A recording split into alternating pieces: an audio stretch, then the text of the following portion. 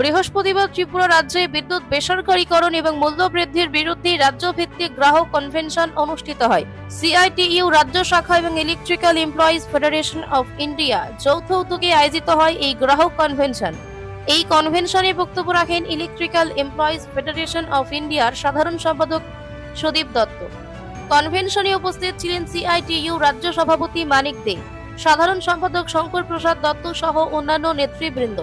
এই কনভেনশনে বক্তব্য রাখতে গিয়ে electrical employees federation of India সাধারণ সম্পাদক সুদীপ দত্ত বলেন, শিল্পপতিরা 8 টাকা ইউনিট দরে বিদ্যুৎ কিনছে বলে সাধারণ মানুষ 5 টাকা ইউনিট দরে বিদ্যুৎ পাচ্ছেন, কিন্তু বিদ্যুৎ বিল থেকে সব ধরনের সাবসিডি তুলে দেওয়া হচ্ছে।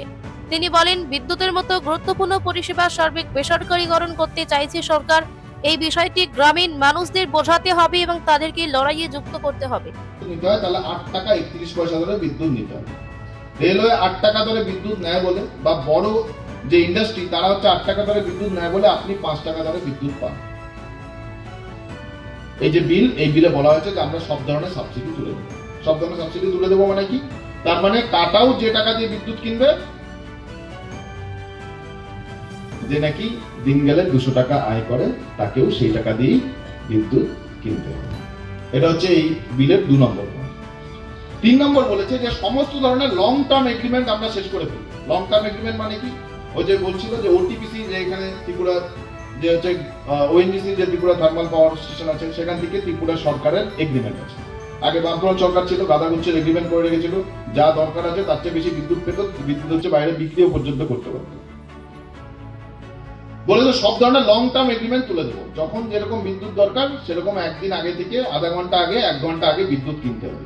এবার আপনি বিদ্যুৎ কিনতে ওই বাজারে যাবেন, যে বাজারের কথা বললাম, ভার্চুয়াল মার্কেট, সেখানে আজকে বিদ্যুৎ পাবেন 15 টাকায়, কালকে বিদ্যুৎ পাবেন 20 টাকায়।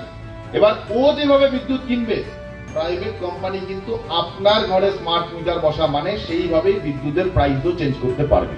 কারণ ও জানে যে রাত্রি 8টা থেকে 8:30টার মধ্যে আপনি এতটা ইউনিট কনজিউম করেছেন, আর ও রাত্রি 8টা থেকে 8:30টার মধ্যে 15 টাকা দিয়ে বিদ্যুৎ কিনেছে। ও 15 টাকার উপরে আরো 4 টাকা হচ্ছে ওর লাভ জুড়বে, আপনাকে 19 টাকা প্রতি ইউনিট বিদ্যুৎ কিনতে হবে। এটা হলো মার্কেটের উপরে ডিপেন্ডেন্স তৈরি করা। তো এই সমস্ত জিনিসকে যদি একসাথে আমরা নিয়ে আসি, তাহলে ত্রিপুরার ক্ষেত্রে কি কোনোভাবে স্মার্ট মিটারের প্রয়োজন আছে বলে মনে হয়? ত্রিপুরার ক্ষেত্রে কি কোনোভাবে ট্যারিফ বাড়ার প্রয়োজন আছে বলে মনে হয়? Bureau report, frontline Tripura.